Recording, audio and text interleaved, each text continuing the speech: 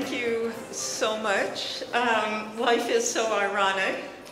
We were just talking in the speaker's room, and I was saying that for 5 years I lived in Japan, a market that doesn't permit ride sharing, which we may or may not get to later. And I never had any women friends. Since then, the Nikkei, a Japanese publication, has bought the FT and DealStreetAsia. And now I'm fortunate enough to be working with one of our sister companies, DealStreetAsia, talking to one of the most impressive entrepreneurs in Southeast Asia. And I have spent many years living in Hong Kong, watching the emergence of Didi and more or less watching Uber from across the Pacific. And it occurred to me that your timing is so much more fortunate in the way that you've conceived of Grab. And it's so much more than a ride-sharing platform. And I wondered if you could talk to me about what you learned from Uber and Didi, and even more importantly, what you didn't learn from them in thinking about Grab's business model and how it evolved. Wow, big question. Thanks for kickstarting with that, Henny. Lots to unpack here, and let me try and take it by pieces, right? So I think the first bit around what are we today as Grab, because the word ride-hailing was used a lot, and we're clearly a lot more than that at this point in time. 1.5 years ago, I think that was probably a different story. And the trajectory of what we were trying to do was basically say Southeast Asia's needs, customer needs, are way more than just trying to find a safe, efficient ride. It took us 10 years to solve, 6 years. I'm growing older than I actually think I should be. It took us 6 years to solve that first problem, right? How do we become the most trusted, most used service by our passengers as well as our driver partners for ride-hailing throughout Southeast Asia? We thankfully concluded that and are still deepening that relationship with Uber as a partner and throughout Southeast Asia as well. But more importantly, we've also started expanding that to become Grab platform, a platform service, and the SuperApp for Southeast Asia. SuperApp is a short word, but it basically means multiple services that you need in one application. And for our consumers today, we are their preferred ride-hailing service. We're also the #1 food delivery partner, service provider in Southeast Asia, and we're also the leading payments player in Southeast Asia already. And as I shared, 1.5 years ago, that wasn't true. Food and payments has been something we've invested in over the last year, and it's grown tremendously quickly because of the ride-hailing history, trust, customer base, technology, and partnerships we'd already built. So that's around what kinda are we today, and therefore the question of what have we learned from Didi and Uber, and who else are we learning from, then gets framed in that lens. We learned a lot. We continue to learn a lot from different players, different geographies, different industries. In terms of what have we learned from Didi and Uber, I think particularly around ride-hailing, what's the importance of technology? How do you build for scale? How do you think about the difference between a multi-geography and a singular geographical presence are some of the considerations that we've looked at, right? Now, in terms of the multi-service SuperApp platform that we have, what have we been learning and who have we been learning from? I think we've looked more towards Asian players, particularly Chinese players, because they've taken the SuperApp journey the fastest. The word SuperApp was coined in China. Definitely wasn't coined by us, and therefore we've been using it. Whether it's Meituan, whether it's WeChat, whether it's all the different players that are coming up right now, this concept of one app for multiple services is super powerful. Because why do you need to download 15 different apps for 15 different services? When you already have your payments data in one, your historical preferences in one, why go do it 14 different times with different passwords, by the way? That is the concept that we're taking. And because we saw that need in Southeast Asia, and we were extremely fortunate and lucky that relative to, let's say, Europe or the States, Southeast Asia has been completely underserved when it comes to financial services at scale via technology, when it comes to food deliveries at scale via technology. And hence, we were able to quickly grow into those empty spaces. Just to share, over the last 6 months, the first half of this year, our food business has tripled regionally. It's tripled in Indonesia, and in fact, it's quadrupled outside of Indonesia. The only reasons why we can do that is, one, there's a huge unmet need, and two, we have a platform to leverage. Technology, customer know-how, insights, and of course, local partners as well. You know, what you call underserved, you could say no legacy players. You had a clean slate. Do you think that is a huge advantage? I mean, I always thought it was so strange that when Uber launched, they didn't try to come up with their own payment system. You know, Amazon, you know, you have Apple Pay, but all of these things are so marginal. I mean, when I'm in the States, I would say 99% of the time I'm using Visa or MasterCard, right? Is it an advantage to have that, what you call underserved, but you might also say is very few legacy interests, very few vested interests? We're definitely not complaining. We're lucky to have found ourselves in this sweet spot at this moment, right? And again, we're always thankful for that. To give some numbers behind underserved, what does it mean? And maybe share some stories of what does it mean to the people, the 640 million people that we're serving. So, depending on which report you read, Southeast Asia has 50 to 70+% folks who don't have a bank account and are in the bank. Whatever the exact number is, it's clear that it's large, and it has significant impact on lives. I'll give you one story that is on the top of my head right now. We have this Grab bike driver partner. His name is Pak Rudy. He joined us probably 4.5 years ago. And this is in Indonesia? Indonesia, Jakarta. Before Grab, he was a construction worker and an odd job worker. Basically, really struggling to make ends meet for his 2 cents. Monthly income, I would say about $100+ US per month. Working really hard, huh? So this guy is honest, diligent, and willing to put in blood, sweat, and tears to make things happen for his family. But because of available opportunities, this was all he had. After Grab, he's now consistently earning 2-3x more than what he used to before, right? Even more powerful is he's now been able to do things like buy a second motorbike, which another one of his family members also uses to be a Grab bike driver. And he bought it based on financial loans that we created and enabled with our financial services partners. Because we knew our Grab bike drivers had a very specific need to buy or upgrade their bikes, and yet they were unserved, underserved, and would not have been approved for any loans by existing banks. Why? They were completely unseen by the existing financial system because his construction work was all paid in cash, right? That he had receipts or invoices or pay slips that he could then give to the bank for his application? No. He was earning $100+ USD a month without expenses. Would a bank have approved any loan for a bike? No. But we were able to because we were able to increase his income and also show the historical trajectory of how many hours does he work a day, how effective is he at his job, what kind of customer service does he get, and therefore, is he a good Grab bike driver? Those things we were able to quickly unearth and provide to him because we're applying the same SuperApp platform and concept, not just to our consumers, but also our driver partners, our merchant partners, and our agent partners.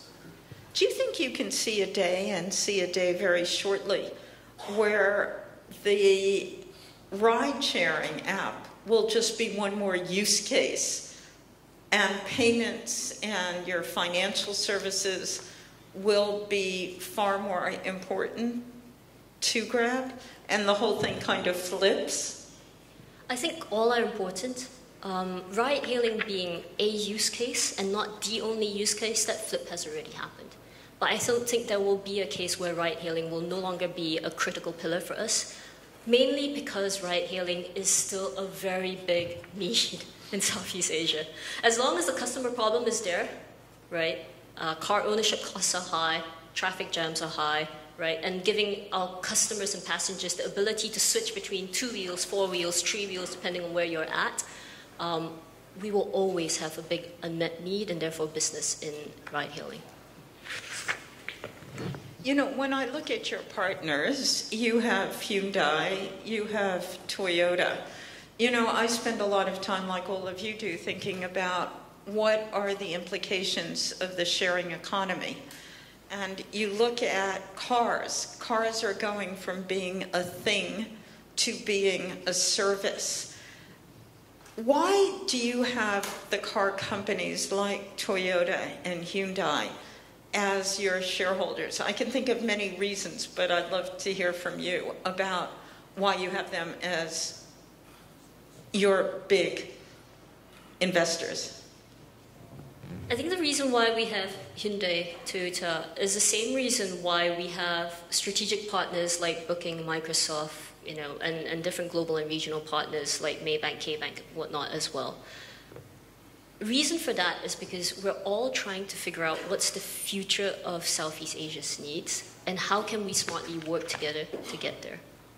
And it doesn't happen with every single potential partner that we speak to. But when it does happen, it's extremely potent and powerful. What do I mean by this?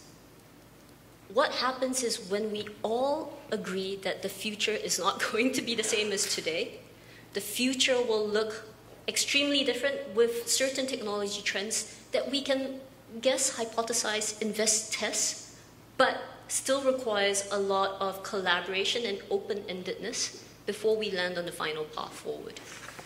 So it's a shared understanding of the future, what we'd like to achieve as an end outcome, broadly speaking, and the willingness, openness, and more importantly, trust to work together to get there.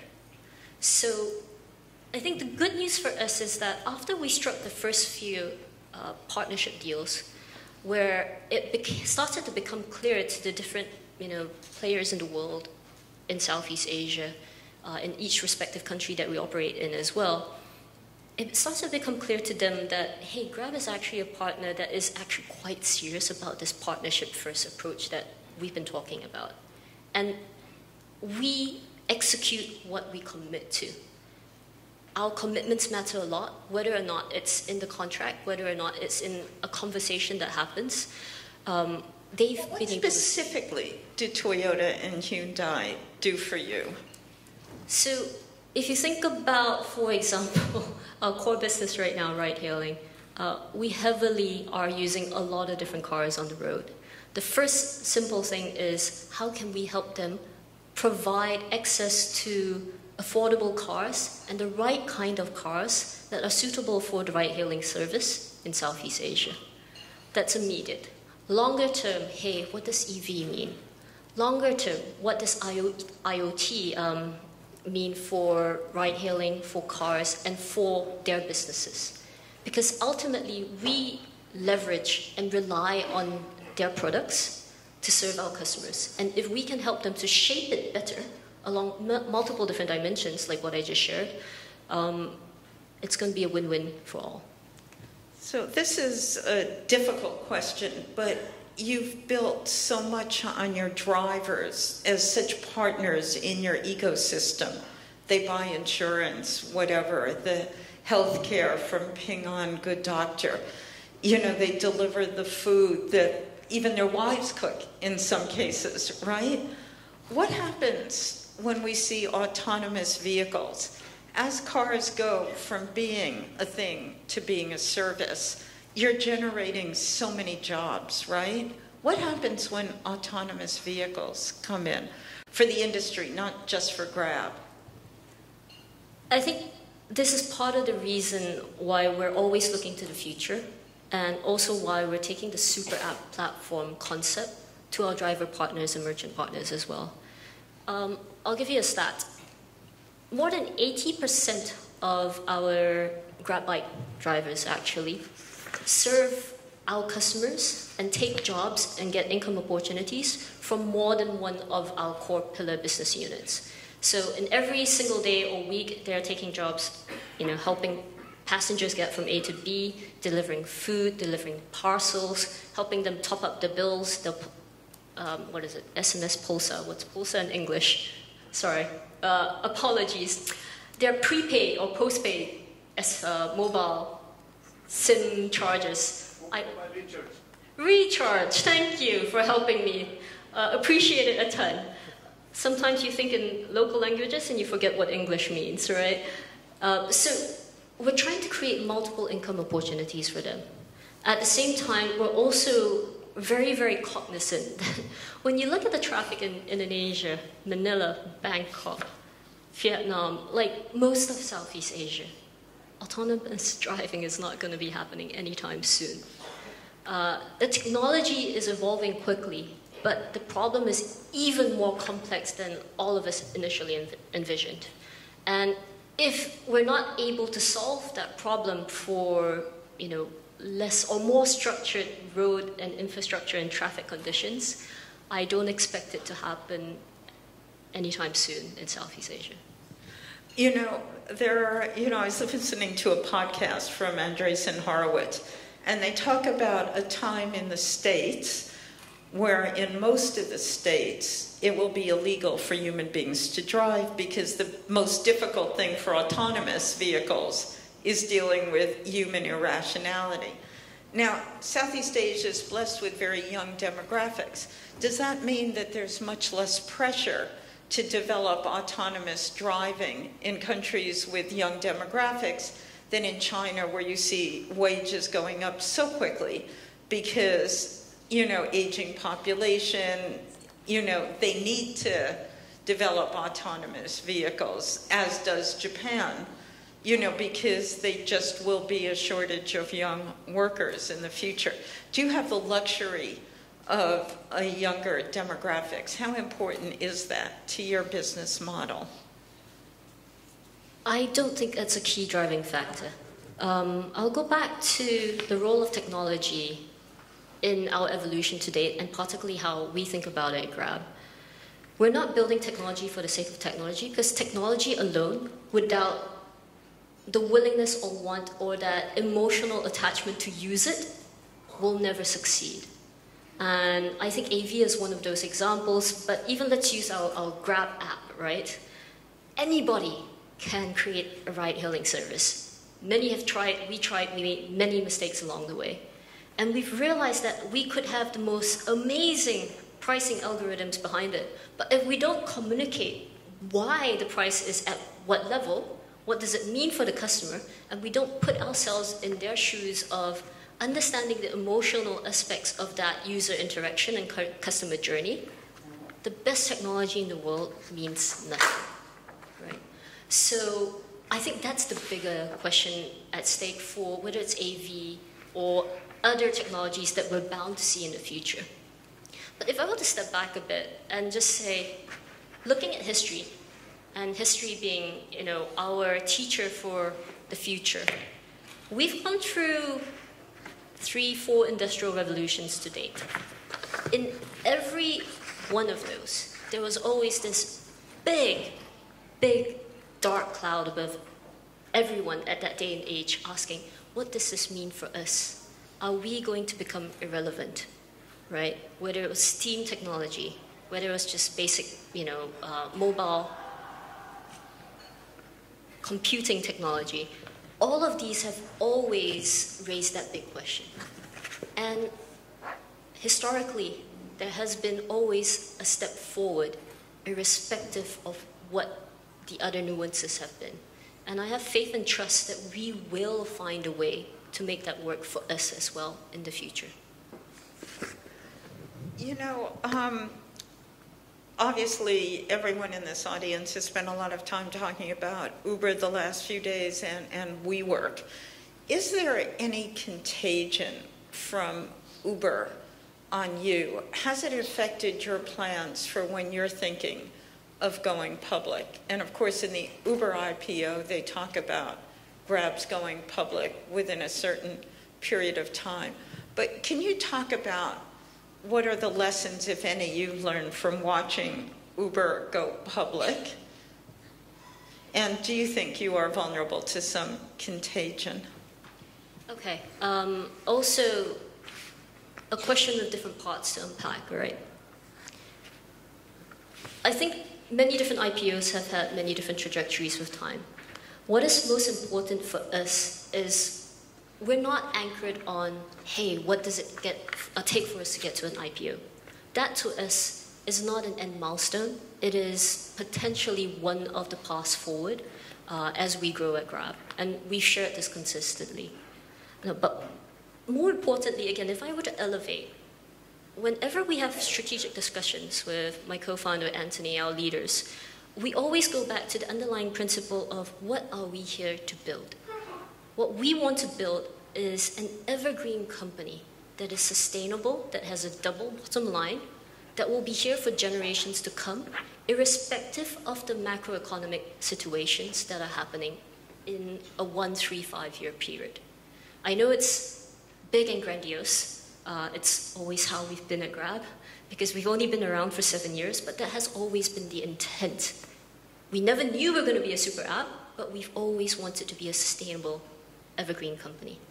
And with that starting point, to us, what that means is in any business that we're launching or building, there's always clear unit economics, right? There is always a clear path to profitability with key levers that we can decide to turn up or down depending on what operational shorter time frame strategy we're trying to implement. So for us, we've been in a fortunate position right now. For example, I said food's growing really fast. Payments, financial services is growing very fast because we know the underlying economics works and we have the flexibility and opportunity right now, thanks to the many investors and strategic partners that we have, to grow at this point in time and invest into that particular business. Net though, I think even if you look at our ride-hailing business, in our more mature markets businesses, we've already turned profitable. So it shows where those levers can be, I guess, dialed up or down as knobs. You know, SuperApp ecosystem, another word is digital conglomerate. You know, one of the things I ask myself are, when is the sum worth more than the parts and when not? You know, there's been talk of, you know, spinning out some activities. What do you think? Is the conglomerate worth more than the sum of its parts for Grab? Might you spin out certain things? I am not a financier, which is why it's interesting that I'm on this stage with all of you experts here. I think all of you can speak to the fact that the answer to that question depends on the business, the environment, the country. I'm again, not the expert, so you guys should tell me. But my simple mind looks at it from a customer perspective. Where and how can we bring them the most value? And how can we ensure that that customer journey is as seamless as possible? How do we reduce the friction points? And that's where the super app idea came from. We didn't want to be a super app. What we realized was ride-hailing was a big problem, and we got into a point where we said, yes, I think we've mostly solved most of the problems today. We want to continue evolving it, but leveraging, but it's kind of in a good spot right now. We have amazing, talented grabbers with amazing technology and partners which are eager to solve the next big problem that we believe we can help with. That turned out to be payments, financial services, and food, and we decided to go heavily into both at the same time because we already had existing assets at scale, right? And when we said, hey, if you're going to solve the payments problem, which we started off to solve because we built ride-hailing on cash, 90+% of transactions today are still on cash. We're changing, hopefully, with time, that distribution. And we knew it was painful, but we did it because that's the way Southeast Asia worked. And once we realized that we had an opportunity to make that more seamless, and there were no available players at scale who we could partner or have a commercial contract with to solve that, we realized maybe we should help build that for the rest of Southeast Asia. Right? And when you have that and food all together, should you build 3 different apps? No, doesn't make any sense. Put it all together, right? Then the idea of a user interface that has multiple services in one app comes up. Ta-da, SuperApp, a word that has already been used. And once you extend that even further, we realize, because one of the things that we've always wanted to do and have done, which is being partnership first, we realized we could expand the same, assets and trusts and customers and technology that we had to other partners. So this year alone, we've actually launched 10 different partnerships and new services on the Grab app. You won't see all 10 of them in Singapore, but if you go throughout all the different countries in Southeast Asia, you'll see different iterations and combinations of them because we localize the services for each country's needs. It expands all the way from videos with Hook to ticketing, Book My Show, to hotels with bookings, and even more recently with a local startup called Sejasa for home cleaning and repair services on demand, right? How long would it have taken for us to build those services? Did we want to? Did we need to? No, because we know and we believe that there are many better players out there who already have existing services that are looking for more reach that we can provide. They're looking for, hey, a payment service provider that they could plug into, GrabPay, that we can provide. Things like that have been fantastic journeys, and hopefully, these 10 services are just an example of what SuperApp, Grab Platform, and Partnership First looks like when you combine them together. We all love to talk about Southeast Asia, and you talk about how big it is compared to a Europe, say, etc. But in fact, it is made up of a lot of countries, and countries have vested interests, and protectionism has become much more legitimate. I spend a lot of time in India, and when the US said to Ant, you can't buy money grab, half of the Indian government was saying, why should we let Ali/8 have 40% of Paytm? Why should we let SoftBank have another 20%? How much do you worry about this sort of backlash against globalization? And Southeast Asia isn't one country, and you did need licenses, especially in finance. To what extent do you think that may become more of an issue for you? We're in an interesting situation in Southeast Asia. You're completely right. 640 million people. I'm good at thinking about what can go wrong being a journalist. And thank you for asking all the big questions here today on me, right? It is a challenge, don't get me wrong. And that's, I think, the reason why it was underserved to date. Why was it underserved? Is because no single economy in Southeast Asia, no single country's economy was big enough to scale. So if you try to build for just one country, the investments and the technology and the overheads required don't make sense. That's what I meant by the unit economics and the path to profitability. But because Southeast Asia does have a shared identity, and there's actually a lot of similarities in our user behavior, even though there are just as many dissimilarities, right? We were able to find this interesting, unique, meeting point where we could leverage both that diversity and that aggregated scale for what we have. Now, the other thing that we've also been very lucky with is the fact that we've had a long-standing relationship with all of our local governments and the multiple ministries within each of those governments. And like any partnership conversation, where we always start with is what are they trying to achieve, understanding that customer or partner's ultimate end objectives. But aren't the governments trying to achieve something diametrically opposed to what you're trying to achieve? So you come to terms with Uber here, and Singapore says to Gojek, please come to Singapore, because we don't want to see a monopoly. We want to see a very healthy competition. But any company wants to have as big a market share as they possibly can. So, you know, in some ways, you know, Masayoshi Son often talks about believing in winner take all and has tried to raise enough capital to make that self-fulfilling. But governments want competition, right? So don't you, in fact, start out with very different agendas? Don't think so.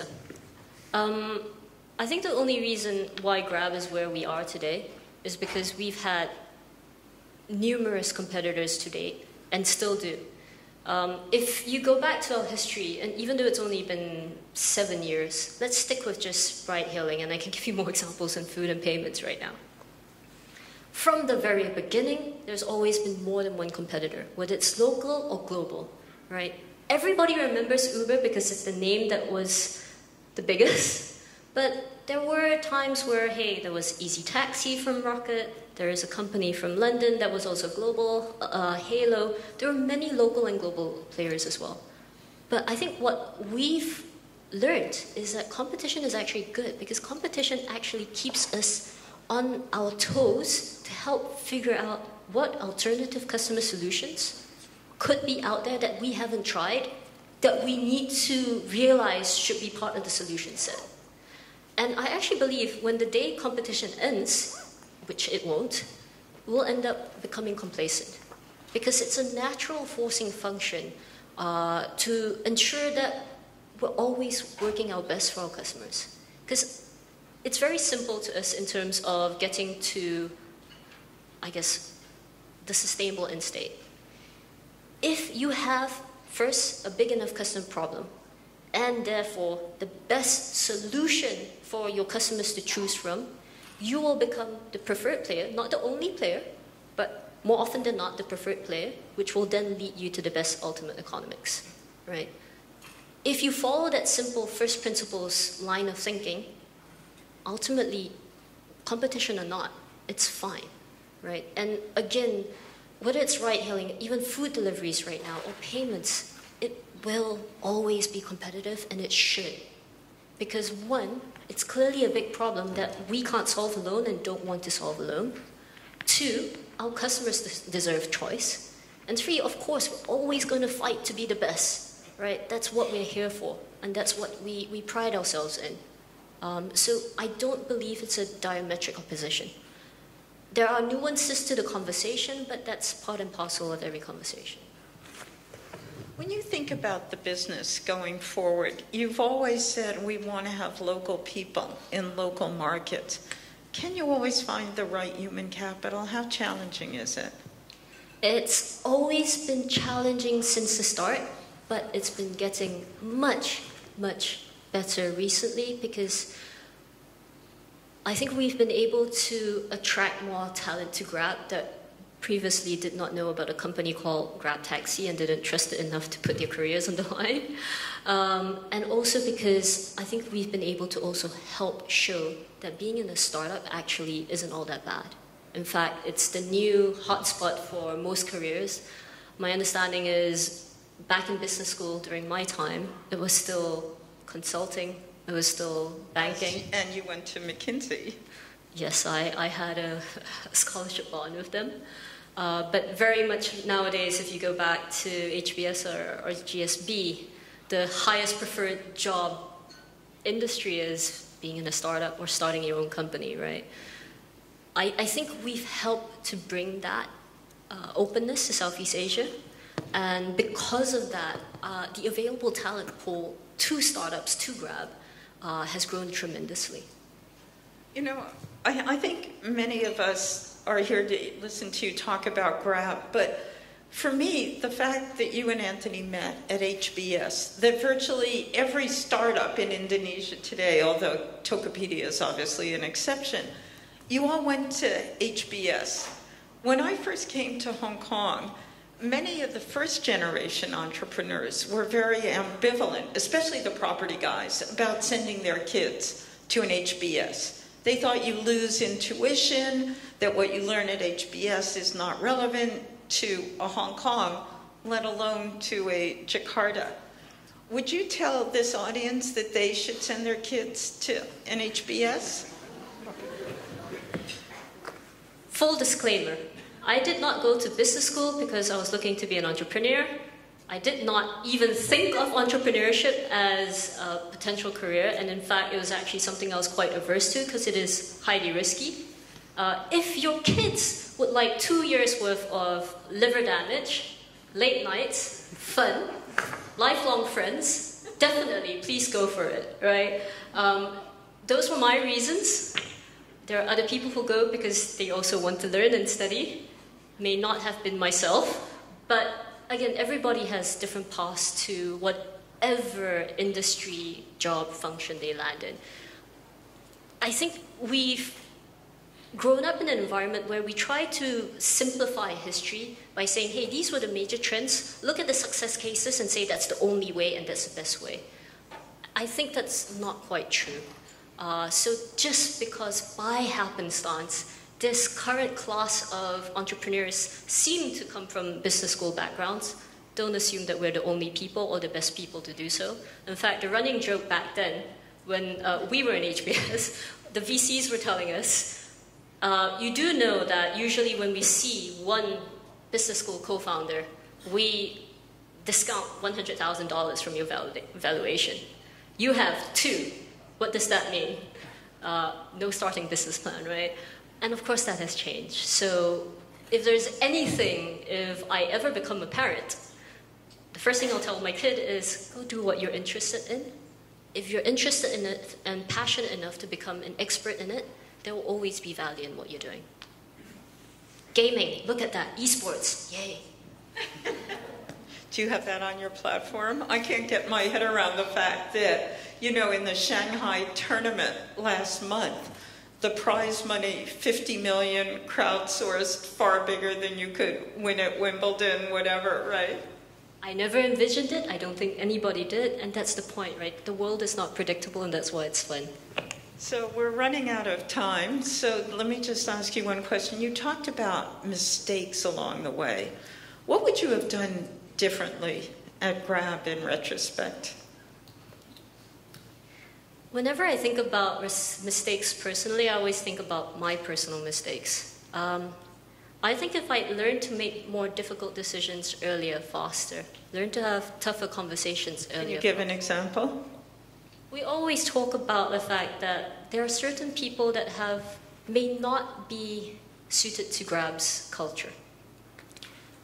What do you do once you identify an individual that may not be performing as well, both in the performance bar or the cultural bar at Grab, which are 2 dimensions that we particularly care about? Easy to make that assessment. What do you do once you have? When do you have to start having those difficult conversations with that particular individual? Do you have it only at the performance management review cycle? Or do you have it before? Oh, what happens when you're a startup when you didn't even have a performance review management cycle yet? All of these things are many of those learnings. And it may not even be with regards to managing performance for a team or an individual. Maybe it's about, hey, we've had a disagreement about a path forward. We're all circling around the problem. I know there's 3 different people involved in the conversations, and there are 4 different approaches that could happen, and all of us feel equally as strongly about what we think could be the next step. But we are making a decision and moving forward on that. Those are the things that I particularly have learned the most from. And when I think about, you know, the version of me 4 years ago, 3 years ago, and even today, there's still continued learning. I think it's those decisions, conversations, the thing that I guess our Asian culture doesn't really prepare us well to do, are things that I always wish that we could have learned to do, or I could have learned to do faster. You know, do you think now that you're not expanding quickly enough, or maybe expanding too quickly? Got distracted, 1 minute left. I think at this point in time, it's about right. At the same time, that about right constantly changes based on the environment and based on our net new decisions. The one thing about Grab is that we're never stagnant. We're always making net new decisions every day, every week. And for us, what is most important is not to try and always toe the perfect line every single day. It's to directionally speaking, have that band of, I guess, confidence or band of error that we're willing to take, and that as long as that band trajectorily moves up positively over time, and that we're making mistakes along the way, we're fine. You know, all of you are wondering why I'm not asking about when you're going to go public and what you think of WeWork, but that's because I know she won't answer. Thank you so much.